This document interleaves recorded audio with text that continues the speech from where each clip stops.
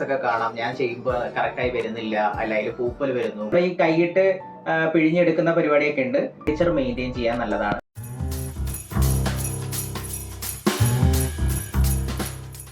നമ്മുടെ ചാനൽ ആദ്യമായിട്ടാണ് കാണുന്നതെങ്കിൽ നിങ്ങൾ സബ്സ്ക്രൈബ് ചെയ്യുക. അപ്പൊ നമ്മൾ ഇന്ന് വന്നിരിക്കുന്നത് ഒരു വൈൻ ഉണ്ടാക്കുന്നത് എങ്ങനെയാണ്. കുറെ വീഡിയോസ് കണ്ടിട്ടുണ്ട്, ഷോർട്സ് വീഡിയോസ് ഒക്കെ നമ്മൾ ചെയ്ത് നോക്കുമ്പോൾ അതിനകത്ത് കമന്റ്സ് ഒക്കെ കാണാം. ഞാൻ ചെയ്യുമ്പോൾ കറക്റ്റായി വരുന്നില്ല, അല്ലെങ്കിൽ പൂപ്പൽ വരുന്നു, പല മിസ്റ്റേക്കുകളൊക്കെ വരുന്നുണ്ട്. കൂടുതൽ ആരും അതിനെക്കുറിച്ച് എക്സ്പ്ലെയിൻ ചെയ്ത് തരാറില്ല. അതുകൊണ്ടാണ് നമ്മൾ ഇങ്ങനെ ഒരു വീഡിയോ എടുക്കാമെന്ന് വിചാരിച്ചത്. നമ്മൾ കുറേ പരീക്ഷിച്ച് നോക്കി, എന്നിട്ട് അതിൽ നിന്ന് ട്രയൽ ആൻഡ് എറർ മെത്തേഡിലൂടെയാണ് പലതും നമ്മൾ കണ്ടെത്തിയത്. അപ്പൊ നമ്മൾ വൈൻ ഉണ്ടാക്കാൻ വേണ്ടി കുറച്ച് കാര്യങ്ങൾ നമ്മൾ ശ്രദ്ധിക്കാനുണ്ട്. അപ്പൊ ആദ്യത്തെ കാര്യം എന്ന് വെച്ച് കഴിഞ്ഞാൽ നമ്മൾ ചെയ്യാൻ ഉദ്ദേശിക്കുന്ന പാത്രം, അതായത് ഏതാണോ വെസൽ, ആ വെസല് നമ്മൾ എങ്ങനെയായിരിക്കണം എന്നുള്ളതാണ്. അപ്പൊ മാക്സിമം ഇപ്പൊ കുറെ വീഡിയോസിലേക്ക് കണ്ടിരിക്കുന്നത് ഗ്ലാസ് ബോട്ടിൽസിൽ ചെയ്യുന്നതാണ്. ഗ്ലാസ് ബോട്ടിൽസിൽ ഞങ്ങൾ ചെയ്ത് നോക്കിയിരുന്നു.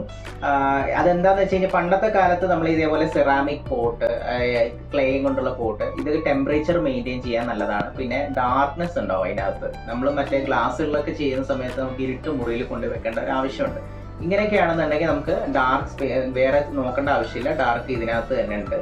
പിന്നെ അത് മാത്രമല്ല, ഇത് ടെമ്പറേച്ചർ മെയിൻറ്റെയിൻ ചെയ്യാൻ കറക്റ്റാണ്. പക്ഷെ ഇപ്പോഴത്തെ കാലത്ത് ഇത് കിട്ടാൻ പാടായതുകൊണ്ടാണ് എല്ലാവരും ഗ്ലാസ്സിൽ ചെയ്യുന്നത്. അതുകൊണ്ട് നമുക്ക് അതും ഒരു ഓപ്ഷനിലാണ്, ഗ്ലാസ്സിൽ ചെയ്യാം. പക്ഷെ നമ്മൾ ശ്രദ്ധിക്കേണ്ട കാര്യങ്ങൾ ഡാർക്ക് റൂമിൽ വെച്ചിരിക്കണം. അതിൻ്റെ ടെമ്പറേച്ചർ മെയിൻറ്റെയിൻ ചെയ്യാൻ വേണ്ടിയിട്ട് കറക്റ്റായിട്ടുള്ള തണുത്ത സ്ഥലങ്ങളിൽ തന്നെ വെക്കണം. പിന്നെ വേറെ ഈ ഗ്ലാസ് നമ്മൾ കൂടുതൽ ഉപയോഗിക്കാനുള്ള കാരണം ഈസി ആയിട്ട് ക്ലീൻ ചെയ്യാൻ പറ്റും. ഇപ്പോൾ നമ്മൾ ഡിസ്പെൻസറിലൊക്കെ ഓരോരുത്തർ ചെയ്യുന്നത് കാണാം, നമ്മൾ വാട്ടറിൻ്റെ ബോട്ടിലൊക്കെ. പക്ഷേ അത് ഒന്ന് ക്ലീൻ ചെയ്തെടുക്കാനൊക്കെ ഒത്തിരി പാടാണ്. അതിൻ്റെ മൗത്തൊക്കെ ഒത്തിരി ചെറുതായതുകൊണ്ടാണ് പ്രശ്നം. പക്ഷെ എന്നാലും നമ്മൾ പറയുന്നത് ഫുഡ് ഗ്രേഡഡ് പ്ലാസ്റ്റിക്സിൽ നമുക്ക് യൂസ് ചെയ്യാനാണ് ഏറ്റവും ലാസ്റ്റ് ഓപ്ഷൻസ് ആയിട്ട് നമുക്ക് കൊണ്ടുപോകാം. അപ്പം ഏതൊക്കെയാണ് നമുക്ക് ആദ്യം പ്രിഫറൻസ് കൊടുക്കുന്നത്? ഇതേപോലത്തെ സെറാമിക് പോട്ട് അല്ലെങ്കിൽ ക്ലേ പോട്ടിലായിരിക്കണം. രണ്ടാമത്തത് ഗ്ലാസ് ബോട്ടിൽസ് യൂസ് ചെയ്യാം.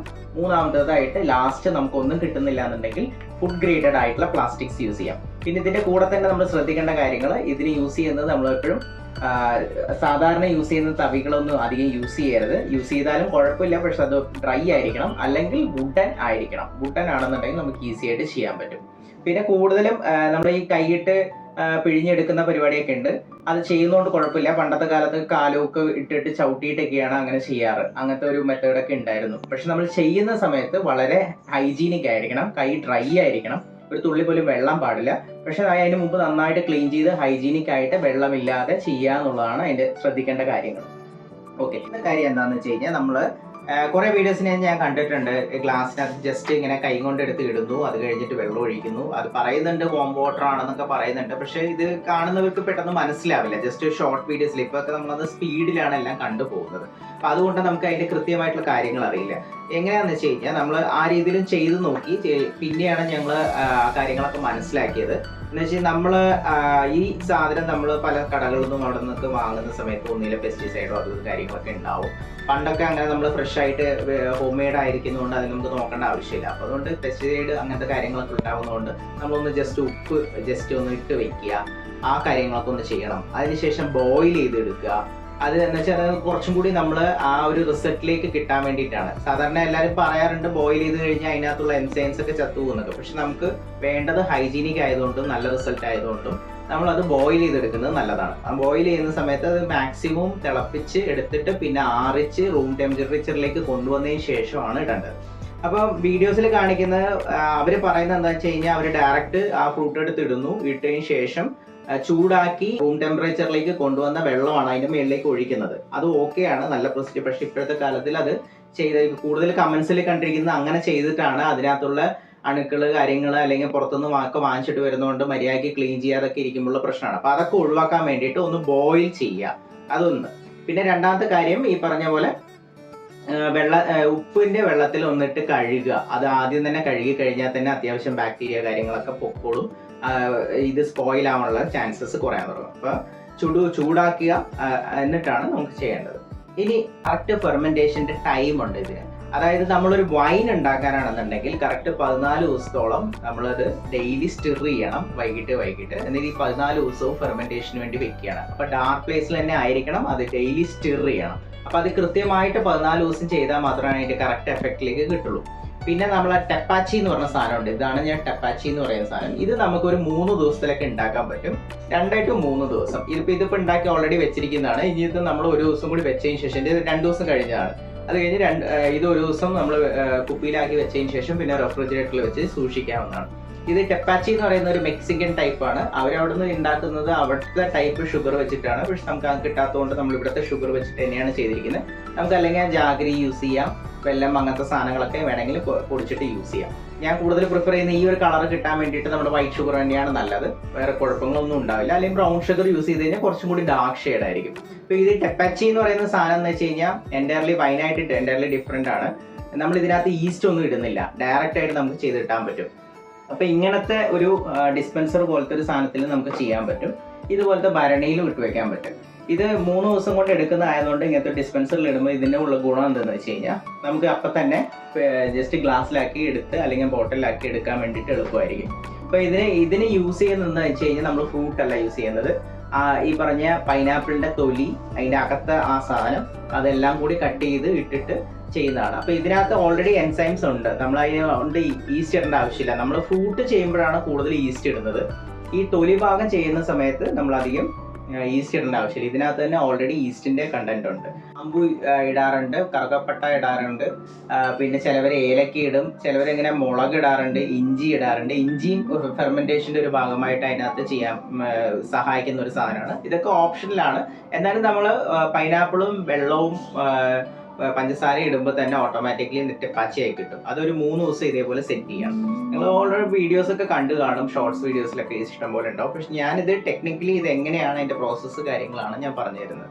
അപ്പോൾ ഇതിനകത്ത് അതിനകത്ത് ആ ഗ്യാസ് ഫോർമേഷൻ ഉണ്ടാവും. ആ 3 ദിവസത്തിനുള്ളിൽ സെറ്റ് ആയതിനു ശേഷം നമുക്ക് ഓപ്പൺ ചെയ്യുമ്പോൾ ഒരിങ്ങനെ സോഡയൊക്കെ കുടിക്കുന്ന ഒരു ഫീലാണ്. ഒരു മെക്സിക്കൻ ഡ്രിങ്ക് ആണ് അത് വരുന്നത്.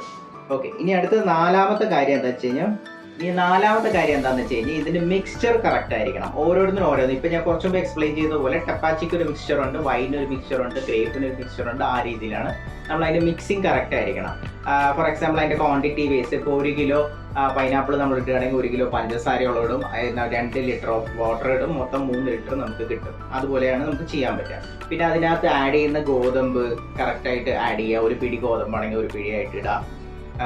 അരി ഇടാൻ പറ്റും, നെല്ലിടാൻ പറ്റും, അങ്ങനെ പിന്നെ വേറെ കുറേ സാധനങ്ങളുണ്ട് അതിനകത്ത് ആഡ് ചെയ്യാൻ പറ്റും. ഗോതമ്പാണ് നമ്മൾ കൂടുതൽ ഇവിടെ പ്രിഫർ ചെയ്യുന്നത്. കുറച്ച് ഗോതമ്പും ഷുഗറും ഈസ്റ്റും കൂടി ചേരുമ്പോഴാണ് നമുക്കൊരു ആൽക്കഹോളിക് എഫക്റ്റ് കിട്ടുക. ഇത് നമ്മൾ പ്രോബയോട്ടിക് വൈൻ എന്നാണ് പറയുക, ശരിക്കും ഇങ്ങനെ എടുത്ത് വെച്ച് ഫെർമെന്റ് ചെയ്ത് ചെയ്യുന്നതിന്.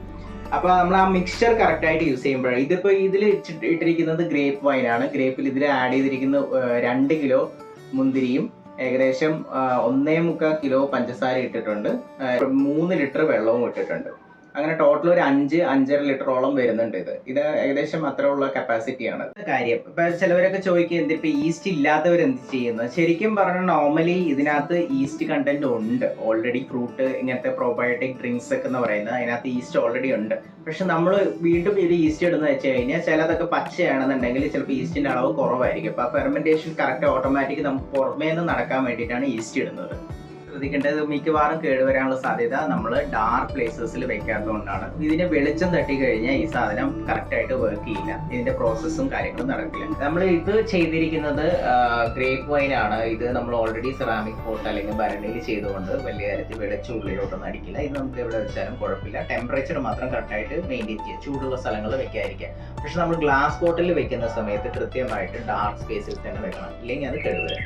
അപ്പം നമ്മൾ ഈ കമൻസിലൊക്കെ ഒരുപാട് കാണുന്ന ഒരുപാട് പേര് അത് ചെയ്തിട്ട് ഫെയിലായി പോയതിൻ്റെ കാരണങ്ങളൊക്കെ ഇത്രയും കാര്യങ്ങൾ ശ്രദ്ധിക്കാൻ വേണ്ടിയിട്ടാണ്.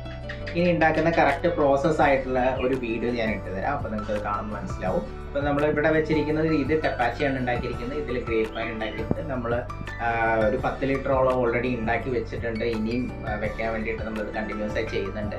ആർക്കെങ്കിലും എന്തെങ്കിലും വൈൻ്റെ ഒക്കെ ഒരു ആവശ്യം ഉണ്ടെന്നുണ്ടെങ്കിൽ കമൻറ്റ് ചെയ്താൽ മതി, നമുക്ക് എത്തിച്ചേരാനൊക്കെ പറ്റും. നല്ല ഹെവി ആയിട്ടുള്ള നല്ല ഡോസുള്ള വൈനൊക്കെ തരാം.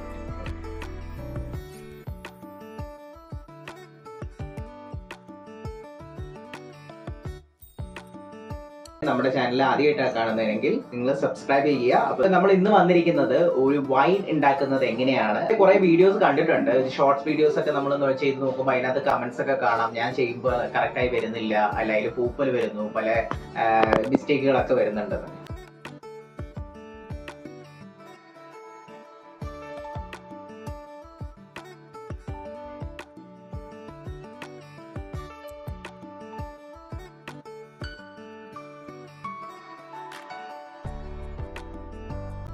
ഇതുപോലെ വെറൈറ്റി വീഡിയോസിന് വേണ്ടിയിട്ട് നമ്മുടെ ചാനൽ ആദ്യമായിട്ടാണ് കാണുന്നതെങ്കിൽ നിങ്ങൾ സബ്സ്ക്രൈബ് ചെയ്യുക. അപ്പോൾ നിങ്ങൾക്ക് എൻ്റെ എല്ലാ നോട്ടിഫിക്കേഷൻസും കാര്യങ്ങളും വരും.